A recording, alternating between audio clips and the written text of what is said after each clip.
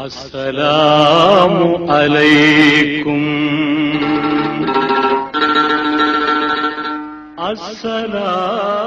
அஸ்ஸலாமு அலைக்கும். கண்ணியத்திற்கும் பெருமதிப்பிற்குரிய அல்லாஹ்வின் நல்லடியார்களே,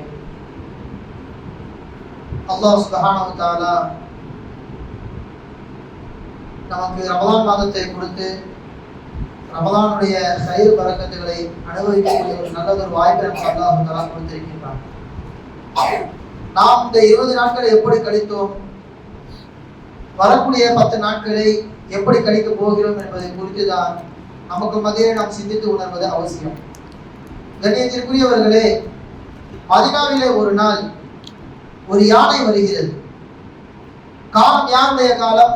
ஹஸ்ரத் மாலிக் ரஹிமஹுல்லாஹ் அவர்கள் மக்களுக்கு நபிகள் பெருமானார் ஸல்லல்லாஹு அலைஹி வஸல்லம் அவர்களின் பொன்மொழிகளை, ஹதீஸுகளை பாடமாக எடுத்துக் கொண்டிருக்கிறார்கள். மதீனாவாசிகளை பொறுத்த வரைக்கும் இதுவரைக்கும் யானைகளை அவர்கள் கண்டது கிடையாது.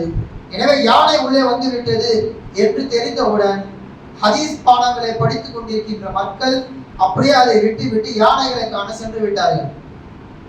அப்ப அந்த கூட்டத்தில் ஒரே ஒரு நபர் மட்டும் ஹஸ்ரத் மாலிக் ரஹிமஹுல்லாஹ் அவருடைய சபையிலேயே அமர்ந்திருக்கிறார்.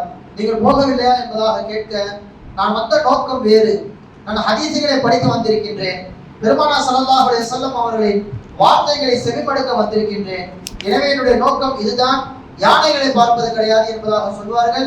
வரலாற்றில் அந்த ஒரு மாணவர் நிலைத்து நின்று விட்டார். அவருக்கு பெயர் யஹ்யா அல்-லைஸி என்பதாக சொல்லப்படும். ஹஸ்ரத் மாலிக் ரஹிமஹுல்லாஹ் அவர்களுடைய முஅத்தா என்கின்ற கிதாபுகளில் அதிகமாக ஹதீஸ்களை அறிவித்த நபரும் இந்த யஹ்யா என்கின்ற நபர் தான். இந்த சம்பவத்தை சொல்லப்படுவதின் நோக்கம் என்ன என்றால், நமக்கும் சில நோக்கங்கள் இருக்கிறது. நமக்கும் இந்த ரமலான் என்பது மிகப்பெரிய ஒரு அமல்களை அதிகரிக்கக்கூடிய மாதங்கள். இந்த ரமலானுடைய மாதத்திலேயும் நம் கவனத்தை சிதறடிக்கக்கூடிய நிறைய யானைகள் இருக்கின்றன. செல்போன் நம் கவனத்தை சிதறடிக்கும், டிவி நம்முடைய கவனத்தை சிதறடிக்கும், எட்டி பேச்சுக்கள், ரமலான் வைத்து விட்டோமே என்று ஓய்வு எடுக்கக்கூடிய ஒரு மனப்பான்மையை ஷைத்தான் நமக்கு ஏற்படுத்துவான்.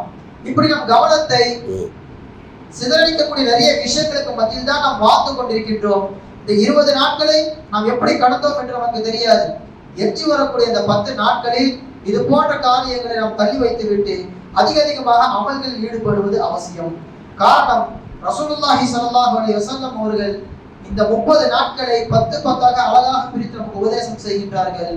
அவ்வளவு ஷஹரி ரமலான் ரஹ்மத்துன், ரமலானுடைய முதல் 10 நாட்கள் அது ரஹ்மத்துடைய நாட்கள். வஅவுஸதஹு மக்ஃபிரத்துன், இடையில் இருக்கின்ற 10 நாட்கள் அது பாவ மன்னிப்பிற்கான 10 நாட்கள். அதனுடைய கடைசி நாளில் தான் நாம் இருக்கின்றோம். பின்னால் வரக்கூடிய வஆகிருஹு இத்துகும் மினன்னார், கடைசி 10 என்பது பெருமானார் ஸல்லல்லாஹு அலைஹி வஸல்லம் அவர்கள் சொல்கின்றார்கள், அது நரகத்திற்கான விடுதலையுடைய நாட்கள்.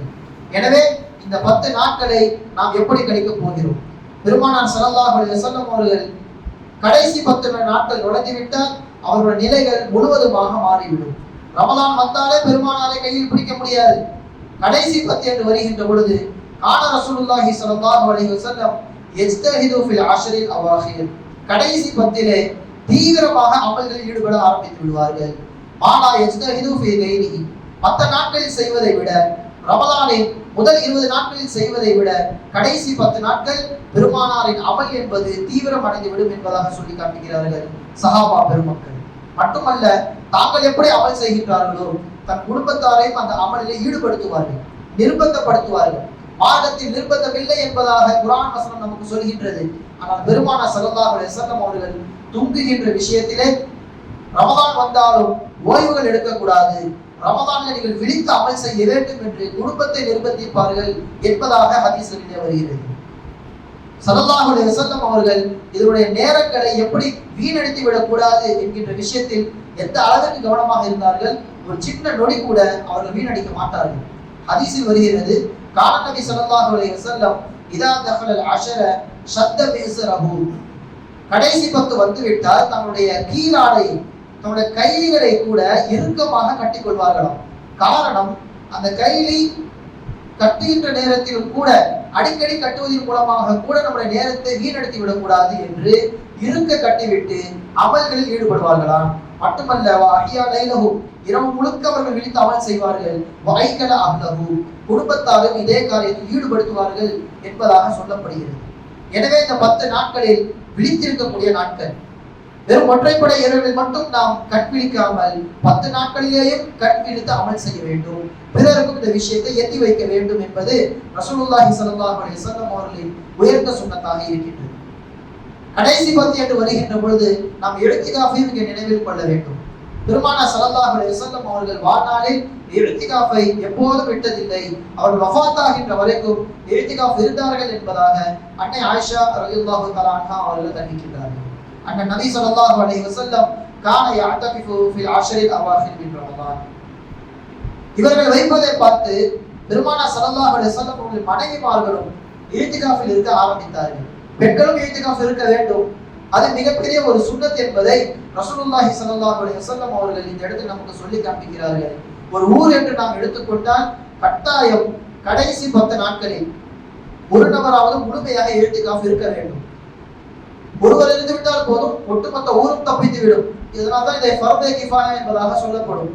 அப்படி யாருமே வைக்கவில்லையானால், யாருமே இஅ்திகாஃபை முழுமையாக பூர்த்தி செய்யவில்லையானால், அந்த ஒருவர் விட்ட இஅ்திகாஃபிற்காக வேண்டி ஒட்டுமொத்த ஊருமே பாவத்திற்குரிய நபராக மாறிவிடுவார்கள். அந்த அளவிற்கு இஅ்திகாஃப் கண்டிப்பாக ஊரில் ஒருவராவது வைத்துவிட வேண்டும் என்று மார்க்க அறிஞர்கள் நமக்கு விளக்கம் தருவார்கள். அதனால்தான் ஸல்லல்லாஹு அலைஹி வஸல்லம் அவர்கள் இந்த சுன்னத்தை வாழ்நாள் முழுக்க செய்தார்கள் என்பதாக நாம் கிதாபுகளில் பார்க்கின்றோம். கடைசி 10 வருகின்ற பொழுது நாம் செய்கின்ற அடுத்த ஒரு அமல் என்ன? ஒவ்வொரு ஒற்றைப்படை இரவு வருகின்ற பொழுதும் லைலத்துல் கத்ரை நாம் தேட வேண்டும். வெறும் 27 மட்டும்தான் இருக்கும் என்பதாக நாம் நினைத்து விடக்கூடாது. ஸல்லல்லாஹு அலைஹி வஸல்லம் அவர்கள் காலத்திற்கு ஏற்றாற்போல் வரக்கூடிய நபர்களை புரிந்து கொண்டு தேதிகளை மாற்றியிருக்கிறார்கள். நீங்கள் 25 அவசியமாக்கிக் கொள்ளுங்கள் என்பதாக ஒரு இடத்தில் வருகிறது. நீங்கள் 27 அவசியமாக்கிக் கொள்ளுங்கள் என்பதாக ஒரு இடத்தில் வருகின்றது. 29 அவசியமாக்கிக் கொள்ளுங்கள் என்பதாக ஹதீஸில் வருகிறது.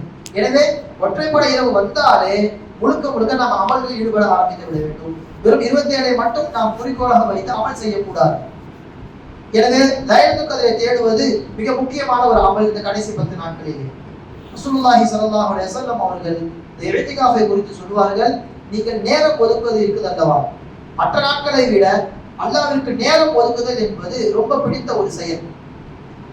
நீங்க அல்லாஹ்வுக்கு நேரத்தை ஒதுக்குகின்ற பொழுது அல்லாஹ் உங்களுக்கு 2 விதமான பிரயோஜனத்தை தருகின்றார். நேரம் ஒதுக்காத பொழுது 2 விதமான சோதனைகளை தருகின்றார். இது அல்லாஹ்வே ஹதீஸில் குதுஸிலே அல்லாஹ் தஆலா சொல்கின்ற வார்த்தை இது. யா இப்ன ஆதம், ஆதமின் மக்களே, தஃபர்ரகு லிஇபாதத்தி, என்னை வணங்குவதற்காக வேண்டி நீங்கள் நேரத்தை ஒதுக்குங்கள். தினந்தோறும் என்னை வணங்குவதற்கு நீங்கள் நேரங்கள் ஒதுக்க வேண்டும். அப்படி ஒதுக்கினால் அவ்வளவு சதுரங்கள் இனன், உங்கள் உள்ளத்தை, உங்கள் கைகளை வசதி வாய்ப்பால் நான் நிரப்புவேன், உங்களை வசதியாக நான் வைத்துக் கொள்வேன் என்று அல்லாஹ் தஆலா சொல்கின்றான். இது முதல் சிறப்பு. வஅஸந்து ஃபக்ரக, நீ ஓடுவதெல்லாம் எதற்காக? நல்லா சம்பாதிக்கணும், கடன் பற்றக்கூடாது, நம்முடைய சந்ததிகள் நன்றாக வாழும் என்றுதான் நீ ஓடுகிறாய். எனவே உன் சந்ததிக்கே நான் வறுமை வராமல் பார்த்துக் கொள்வேன்.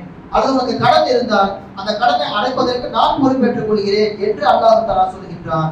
இது யாருக்கு கிடைக்கும்? நேரத்தை ஒதுக்குபவர். அல்லாஹ்வை வணங்குவதற்கு நேரம் ஒதுக்க வேண்டும். திக்ரின் மூலமாக, இது போன்ற இஅ்திகாஃப் இருப்பதன் மூலமாக நாம் நேரத்தை ஒதுக்கினால் இது போன்ற சிறப்புகளை நாம் அடையலாம். அதுவே மறுபக்கம் வஇல்லம் தஃஅல், அப்படி நேரத்தை ஒதுக்காமல் உலகம் உலகம் என்று சம்பாத்தியத்தின் பக்கமே நீ சென்றால் மலகத்து எதற்கு சுகுலன், கடுமையான வேலைகளை கொடுத்து உன்னை சோதிப்பேன், இருக்கின்ற வேலையை அதிகமாக்கி விட்டுவிடு, படாத பாடுபடுவாய். வேலை சீக்கிரமாக முடிய வேண்டும் என்று இருந்தாலும் அதை பிரித்து போட்டு உன்னை படாத பாடுபடுத்துவேன். வலம் அசுத்த ஃபக்ரக, உன் கடனை, உன்னுடைய வறுமையை ஒருபோதும் நான் அடைக்க பொறுப்பெடுத்துக் கொள்ள மாட்டேன் என்பதாக அல்லாஹ் தஆலா சொல்லி காண்பிக்கின்றான். எனவே கண்ணியத்திற்குரியவர்களே, இந்த 10 நாட்களில் நாம் அதிகமாக இஅ்திகாஃப் இருக்க முயற்சி செய்ய வேண்டும், அல்லது நேரத்தை அதிகமாக அல்லாஹ்விற்காக வேண்டி கொடுக்க வேண்டும் என்பதை ரசூலுல்லாஹி ஸல்லல்லாஹு அலைஹி வஸல்லம் அவர்கள் சொல்லி காண்பிக்கிறார்கள். அதனால்தான் தாபியீன்களில் இப்ப சொன்ன மாலிக் ரஹிமஹுல்லாஹ் அவர்கள் 10 நாட்கள் வந்து விட்டால் என்ன செய்வார்கள்? லா யுரா இல்லா பைன முஸல்லாஹு வல் முஸஹஃப், எப்போதுமே தன்னோட குர்ஆனை வைத்துக் கொள்வார்கள்.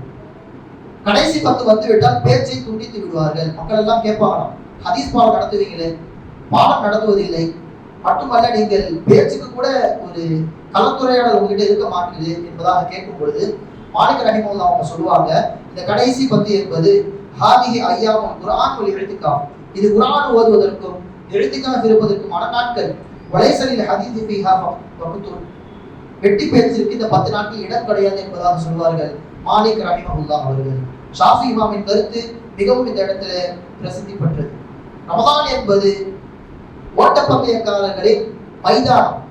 ரமலான் நுழைந்து விட்டால் நீங்கள் ஓட்டப்பந்தயத்திற்கு தயாராகி விட்டீர்கள் என்பதாக பொருள். வல் அஷ்ருல் அவாஹிர், கடைசி 10 வந்துவிட்டால் ஹிய லஹ்லத்துல் உசூல், அதுதான் அந்த கோல். அந்த கோலை நீங்கள் எட்டி விட்டீர்கள், அங்க போகணுமா வேணாமா என்பதை நீங்க தான் முடிவு பண்ணணும். உங்களுக்கான வெற்றி அந்த கோலில் தான் இருக்கிறது, அந்த எல்லையில் தான் இருக்கிறது. அந்த எல்லையை நீங்கள் கடைசி 10 அடைந்து விட்டால் முழுக்க முழுக்க இபாதத்தில் ஈடுபட்டு விடுங்கள் என்பதாக ஷாஃபி ரஹிமஹுல்லாஹ் அவர்கள் சொல்லி காட்டுவார்கள். எனவே கடைசி 10 நாம் எப்படி கழிக்க வேண்டும்? நேரத்தை கொடுப்பதின் மூலமாக, குர்ஆன் ஓதுவதின் மூலமாக, மூன்றாவதாக சதக்கா. இந்த சதக்காவை குறித்து பல இடங்களில் கேட்டிருப்பீர்கள், நாமும் பயானில் சொல்லியிருப்போம். சதக்காவை பொறுத்த வரைக்கும் உடனே அல்லாஹ் அதற்கான பலனை உங்களுக்கு ஏற்படுத்தி தருவான். உலகத்திலே அதை கண் முன்னால் பார்க்கலாம்.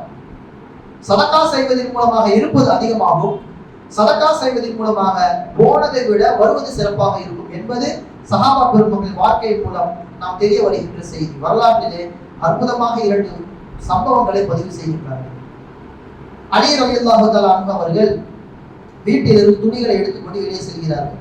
இதை விற்று இதுவரை காசை கொண்டு போய் நாம் குடும்பத்தை ஓட்டலாம் என்பதாக துணி எடுத்துக்கொண்டு வெளியே போகிறார்கள். மார்க்கெட்டில் விற்று விட்டார்கள். ஒரு 6 திர்ஹம் இந்த துணிக்கு கிடைக்கிறது. வாங்கி கொண்டு வருகின்ற பொழுது ஒரு ஏழை உதவி செய்யுங்கள் என்பதாக கேட்டுவிட்டார். கேட்பவருக்கு இல்லை என்று சொல்வது முஸ்லிமின் பண்பு கிடையாது. எனவே வாங்கிய அந்த காசை இந்த ஏழைக்கே கொடுத்து விட்டார். வீட்டிற்கு போகின்ற பொழுது 2 விதமான நினைப்பிலே இவர் போகிறார். அல்லாஹ் தஆலா சொன்ன, ரசூலுல்லாஹி ஸல்லல்லாஹு அலைஹி வஸல்லம் அவர்கள் சொன்ன சதக்காவை நாம் செய்து விட்டோம், எனவே சந்தோஷமாக இருக்கிறோம். மறுபக்கம் குடும்பம் காசுக்கு எதிர்பார்த்து கொண்டிருப்பார்கள். அடுத்த வேளை உணவிற்கு வழி இல்லை, குடும்பத்தை நாம் என்ன சொல்லி சமாளிப்பது? இப்படியே 2 விதமான சிந்தனைக்கு மத்தியில் போய் கொண்டிருக்கிறார்கள். வழியிலே ஒரு நபர் வருகிறார். உங்களை பார்த்தால் ரொம்ப இயற்கையான நபராக தெரியுறீங்க, எனவே இந்த ஒட்டகத்தை வச்சுக்கோங்க, இதிலிருந்து நீங்கள் பலனை பெற்றுக் கொள்ளுங்கள், காசு வரும்போது எனக்கு தாங்க என்பதாக இந்த நபர் சொல்லிட்டு போறாரு. சரி, எவ்வளவுக்கு நீங்க இந்த ஒட்டகத்தை தரீங்க? 100 திர்ஹம். 100 திர்ஹம் உங்ககிட்ட எப்ப வருதோ நீங்க அப்ப தாங்க, அது வரைக்கும் நான் கேட்க மாட்டேன், இதை நீங்க பயன்படுத்திக்கோங்க. சரி, 6 திர்ஹம் போயிடுச்சு, ஒட்டகம் படுத்துச்சு, இது மூலமா இதுவரை பாலின் மூலமாக நாம் குடும்பத்தை ஓட்டி விடலாம் என்று நினைத்து ஒட்டகத்தை இழுத்துக் கொண்டு செல்கின்றார்கள். இப்போ வழியில இன்னொரு நபர் வருகிறார். வந்து, எனக்கு ஒட்டக தேவை இருக்கின்றது, வெளியூருக்கு பயணம் செய்ய வேண்டிய சூழ்நிலை எனக்கு இருக்கிறது, ஒட்டகம் இடத்தில் இல்லை, எனவே இந்த ஒட்டகத்தை எனக்கு தந்துடுறீங்களா என்பதாக கேட்கிறார். அலி ரலியல்லாஹு தஆலா அவர்கள் நேர்மையானவர்கள் சொல்லிவிட்டார்கள், நான் இதை 100 திர்ஹத்திற்கு வாங்கினேன், உங்களால் எவ்வளவு முடியுமோ தாருங்கள், நான் இதை 160 கொடுத்து வாங்கிக் கொள்கிறேன். காரணம், கேட்டவுடன் கொடுத்து விட்டீர்கள், உங்களுக்கு தேவை இருந்தோம், வறுமையில் இருந்தோம், நீங்கள் கேட்டவுடன் கொடுத்ததின் காரணமாக எனக்கு வாகனம் தான் முக்கியம், காசு முக்கியம் கிடையாது, நான் உங்களுக்கு 160 திர்ஹத்தை கொடுத்து ஒட்டகத்தை வாங்கிக் கொள்கிறேன் என்பதாக கொடுத்து இவர் ஒட்டகத்தை ஓட்டி சென்று விட்டார். இப்ப இந்த நிகழ்வை பார்த்த முதலாவது நபர் 100 திர்ஹத்திற்கு கொடுத்தாலே அந்த ஒட்டகத்தை அந்த முதலாவது நபரை பார்த்து விட்டார். இப்போ உங்க கையில் காசு வந்து விட்டது, 160 திர்ஹம் இருக்கின்றது, எனக்கு 100 திர்ஹத்தை கொடுத்துருங்க என்பதாக கேட்கிறார். இவங்களும் கொடுத்துட்டாங்க. இப்ப கையில இருப்பது எவ்வளவு? 60 திர்ஹம். அந்த 6 திர்ஹத்தை அவர்கள் சதக்கா செய்தார்கள், 60 திர்ஹத்தை அல்லாஹ் தஆலா கொடுத்து விட்டார். ஹதீஸில் குர்ஆனில் வருகின்ற வாசகம் இது, நீங்கள் ஒரு நன்மை செய்தால் அதற்கு பகரமா அல்லாஹ் தஆலா 10ஆக மாற்றி தருவான். 6 திர்ஹம் 60ஆக மாறிவிட்டது. சம்பவம் இன்னும் முடியவில்லை. வீட்டிற்கு 60 திர்ஹத்தை கொண்டு செல்கிறார்கள். அங்கே அன்னை ஃபாத்திமா ரலியல்லாஹு தஆலா அன்ஹா அவர்கள் ஆச்சரியத்தோடு கேட்கிறார்கள், துணிக்கு இவ்வளவு காசு வந்ததா? இல்லை ஃபாத்திமா, இடையில இப்படி சில சம்பவங்கள் நடந்தது, நான் சதக்கா செய்தேன், அதற்கு பகரமா அல்லாஹ் தஆலா தாஜர்து மஅல்லாஹி பி சித்தத்தின் ஃபஅதானி சித்தீன், 6ஐ கொடுத்து நான் அல்லாஹ்விடம் வியாபாரம் பேசினேன், சதக்கா செய்தேன், அல்லாஹ் எனக்கு 60ஆக தந்து விட்டான். நடந்த சம்பவத்தை அத்தா ரசூலுல்லாஹி ஸல்லல்லாஹு அலைஹி வஸல்லம் அவர்களிடத்திலே அன்னை ஃபாத்திமா அவர்கள் எடுத்து செல்கின்றார்கள். அங்கே ரசூலுல்லாஹ் சொன்ன விஷயம் தான் ஆச்சரியம் மிக்கது. ஸல்லல்லாஹு அலைஹி வஸல்லம் அவர்கள் சொன்னார்கள், அலி, நீங்கள் செஞ்ச அந்த சதக்கா எந்த அளவுக்கு மாற்றத்தை ஏற்படுத்தியது என்றால், உங்களுடைய கஷ்டத்தை அல்லாஹ் தஆலா புரிந்து கொண்டு அல்லாஹ் தஆலா அனுப்பிய நபர்கள் தான் அந்த 2 நபர்கள். முதலில் உங்களிடத்திலே ரூபாய்க்கு பேரம் பேசினாரே அந்த நபர் சாதாரண மனிதர் கிடையாது. அல் பாயிஉ ஜிப்ரீல், வந்த நபர் அவர் ஜிப்ரீல் அலைஹிஸ்ஸலாம். பிறகு நீங்கள் அந்த காசை, அந்த ஒட்டகத்தை வாங்கி போகின்ற பொழுது 160 திரகத்தை கொடுத்து ஒட்டகத்தை வாங்கி கொண்டாரே, வல் முஷ்தரி மீகாயில், அவர் மனிதர் கிடையாது, அது மீகாயில் அலைஹிஸ்ஸலாம் என்பதாக சொல்லி காண்பித்தார்கள் ரசூலுல்லாஹி ஸல்லல்லாஹு அலைஹி வஸல்லம் அவர்கள். இப்படி சதக்காவிற்கு மட்டும்தான் பலவிதமான அதிசயங்களை நீங்கள் காண முடியும். சதக்கா இருப்பதை அதிகப்படுத்தி விடும் என்பதற்கான உதாரணம் இது. மறுபக்கம் சதக்கா இருப்பதை போனதை விட சிறப்பை நமக்கு பெற்றுத் தரும். அன்னை ஆயிஷா ரலியல்லாஹு தஆலா அன்ஹா அவர்கள் எப்போதும் நோன்பு பிடிப்பார்கள். நோன்புடைய நேரத்திலே ஒரே ஒரு ரொட்டி துண்டு தான் இருக்கிறது, அதுதான் இஃப்தாருடைய ஏற்பாடு. அந்த நேரத்தில் ஒரு மனிதர் கதவு தட்டுகிறார், ஏதேனும் இருக்கிறதா என்பதாக கேட்கிறார்கள். உடனே தன்னுடைய பணிப்பெண்ணை அழைத்து இந்த ரொட்டி துண்டை எடுத்து கொடுத்து விடுங்கள் என்பதாக சொல்லிவிடப்படுகிறது. அந்த பணிப்பெண் தடுக்கிறார்.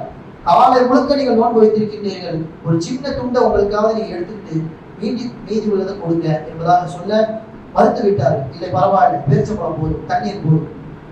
போய்விட்டது. இஃப்தாருக்கு அவர்கள் முடித்து விட்டார்கள். சிறிது நேரத்தில் மீண்டும் கதவு தட்டப்படுகிறது. அப்போ ஒரு நபர் வந்து, நான் இன்னார் வீட்டில் இருந்து வருகின்றேன், எங்கள் வீட்டில் ஒரு விருந்து ஏற்பாடு, உங்களுக்கு இதை கொடுக்க சொன்னார்கள் என்று கொடுக்கிறார்கள். அங்குள்ள அந்த பாத்திரத்தை திறந்து பார்த்தால் ஏராளமான ரொட்டிகளும் அந்த இடத்துல ஆட்டு வறுவலும் இருக்கிறது. இந்த பணிப்பெண்ணை அழைத்து ஆயிஷா அம்மா சொன்னாங்க, நீங்க என்னை சதக்கா செய்வதை விட்டு தடுத்தீர்கள், நான் மீறி சதக்கா செய்தேன், அல்லாஹ் எனக்கு போனதை விட சிறந்த ஒன்றை கொடுத்து விட்டான் என்று சொல்வார்கள் அன்னை ஆயிஷா ரலியல்லாஹு தஆலா அன்ஹா அவர்கள். எனவே கண்ணியத்திற்குரியவர்களே, வரக்கூடிய 10 நாட்களில் சதக்கா விஷயத்தில் நாம் கவனமாக இருக்க வேண்டும். தினந்தோறும் ஒரு தொகையை நீங்க எடுத்து ஒதுக்கி விடுங்க. தினந்தோறும் செய்ய முடியவில்லையானாலும் குறிப்பாக லைலத்துல் கத்ருடைய இரவுகள் 21, 23 போன்ற இரவுகளில் மக்ரிபிலிருந்து ஃபஜ்ர் நேரம் வரைக்கும் எதில் வேண்டுமானாலும் லைலத்துல் கத்ர் இருக்க வாய்ப்பு இருக்கிறது. அந்த நேரத்தில் நீங்கள் சதக்கா செய்யுங்கள். 1000 வருடங்கள் செய்வதற்கு சமம், 1000 மாதங்கள் செய்வதற்கு சமம் என்பதாக குர்ஆனில் அல்லாஹ் தஆலா சொல்லி காண்பிக்கின்றான். எனவே வரக்கூடிய 10 நாட்களை சரியான முறையில் பயன்படுத்தி அல்லாஹ்வுடைய லைலத்துல் கத்ரை அடையக்கூடிய தௌஃபீக்கை அல்லாஹ் நமக்கு தருவானாக. இஹ்திகாஃப் இருக்கக்கூடிய மக்களாக அல்லாஹ் நம்மை ஆக்குவானாக. வ ஆஃபிரு தஅவானா அல்ஹம்துலில்லாஹி ரப்பில் ஆலமீன். அஸ்ஸலாமு அலைக்கும் வ ரஹ்மத்துல்லாஹி வ பரகாத்துஹு. அளவற்ற அருளாளனும் நிகரற்ற அன்புடையவனுமாகிய அல்லாஹ்வின் திருப்பெயரால். எனவே இன்று அந்த அருளுக்குரியவர்கள் எத்தகையவர்கள் எனில் அவர்கள் உம்மி நபியாகிய இந்த தூதரை பின்பற்றுவார்கள். இவரை குறித்து அவர்களிடமுள்ள தௌராத்திலும் இன்ஜீலிலும் எழுதப்பட்டிருப்பதையும் காண்பார்கள். இவர் நன்மை செய்யுமாறு அவர்களை ஏவுகின்றார், தீமைகளிலிருந்து அவர்களை தடுக்கின்றார். மேலும் அவர்களுக்கு தூய்மையானவற்றை அனுமதிக்கின்றார், தூய்மை இல்லாதவற்றை தடை செய்கின்றார். மேலும் அவர்களின் மீது உள்ள சுமையை இறக்குகின்றார், அவர்களை பிணைத்திருந்த விலங்குகளையும் உடைத்து எறிகின்றார். எனவே எவர்கள் இந்நபி மீது நம்பிக்கை கொண்டு இவரை கண்ணியப்படுத்தி உதவியும் புரிகின்றார்களோ, மேலும் இவருடன் இறக்கி அருளப்பட்ட ஒளியினை பின்பற்றுகிறார்களோ அவர்களே வெற்றியாளர்களாவர். முஹம்மதே, நீர் கூறும், மனிதர்களே, திண்ணமாக வானங்கள் மற்றும் பூமியின் அதிபதியாகிய அல்லாஹுவின் தூதராக நான் உங்கள் அனைவர்பாலும் அனுப்பப்பட்டுள்ளேன். அவனைத் தவிர வேறு இறைவன் இல்லை. அவனே வாழ்வையும் மரணத்தையும் கொடுக்கின்றான். எனவே அல்லாஹ்வின் மீது நம்பிக்கை கொள்ளுங்கள். அவனால் அனுப்பப்பட்ட உம்மி நபி மீதும் நம்பிக்கை கொள்ளுங்கள். அவரோ அல்லாஹ்வையும் அவனுடைய வேதங்களையும் நம்புகின்றார். மேலும் அவரை பின்பற்றுங்கள், அதனால் நீங்கள் நேர்வழி பெறக்கூடும். பாகம் 9, அத்தியாயம் 7, வசனங்கள் 157 மற்றும் 158. அளவற்ற அருளாளனும் நிகரற்ற அன்புடையவனுமாகிய அல்லாஹ்வின் திருப்பெயரால் தொடங்குகிறேன்.